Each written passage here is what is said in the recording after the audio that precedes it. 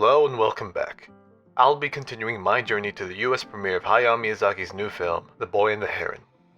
For those of you just joining, I'm revisiting my 5 favorite Miyazaki movies in anticipation for his new one, releasing on December 8th. Last time, I discussed arguably one of Miyazaki's most personal works, Porco Rosso. Today, we'll be taking a look at the film that kicked off Studio Ghibli, Nausicaä of the Valley of the Wind.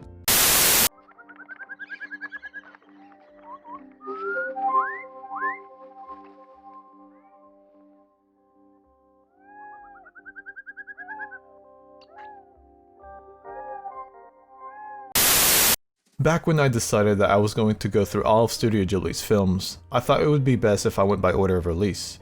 To start my journey, I began with Nausicaä of the Valley of the Wind. Funny thing about Nausicaä, it isn't technically a Ghibli film, as it was produced before the studio's formation.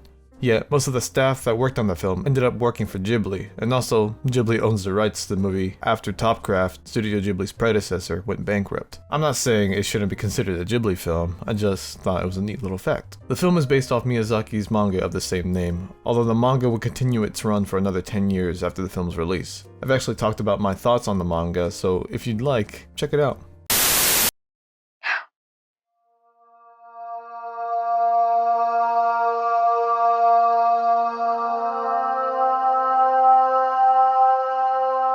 And home.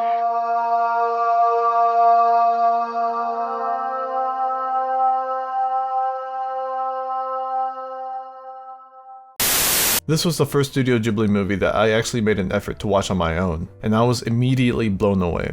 Probably what drew me in when I first watched it was the presentation of the world.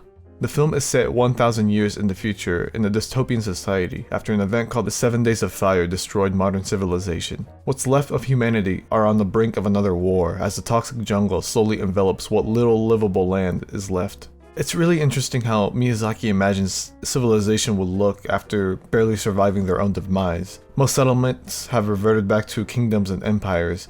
How advanced technology is varies, and humans still wage war on each other despite being on the brink of extinction.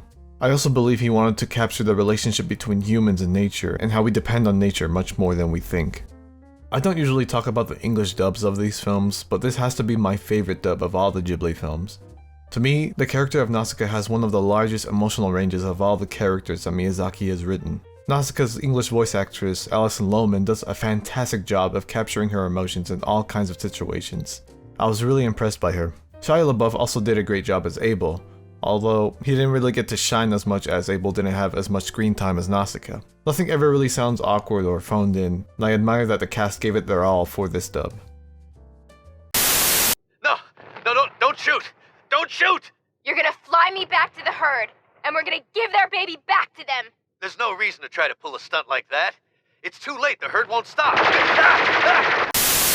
While not his most well-known or his best film, I think that this is Miyazaki's most important film, his magnum opus if you will. This was the first film that he directed with his own original story, and he had already begun laying the groundwork for the types of stories that he wanted to tell. A lot of themes and storytelling methods used in Nausicaä would seep into the films he would later make, such as, but not limited to, Princess Mononoke, Howl's Moving Castle, Ponyo, and Castle in the Sky. Aspects like anti-war messaging, environmental advocacy, lack of a true villain, and compelling female protagonists have all become staples of what makes a Miyazaki movie. Although when it comes to the whole villain thing, I think Kushina does kind of linger towards being a villain if you ask me, but this was Miyazaki's first original film, so maybe that's why. Other than that, I feel like you can trace all of these aspects back to Nausicaä, which is why I believe it's its most important work. It's a story that's still very much relevant to this day. And that's why I love Nausicaä of the Valley of the Wind. This film is a great one for introducing Ghibli to others. I have heard some people claim that they thought it was a little weird when they first watched it, but hey, that's Ghibli. Honestly, if any of Miyazaki's films gets a remake of some sort, I hope it's Nausicaä.